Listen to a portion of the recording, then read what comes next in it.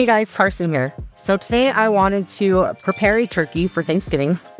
So to start off with, we've got some softened butter, some rosemary, thyme, and sage in here. Cloves of garlic that's been peeled. So we're going to add a small palmful of pepper and then a small palmful of salt. Let me give you a demonstration of about how much to add. Now we're just going to process this in our food processor.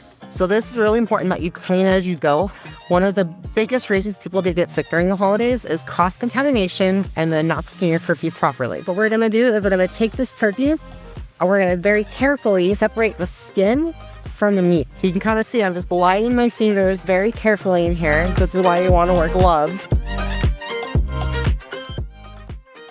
We're gonna take our beautiful compound butter, and with the skin that we separated, we're just gonna rub it all over inside there.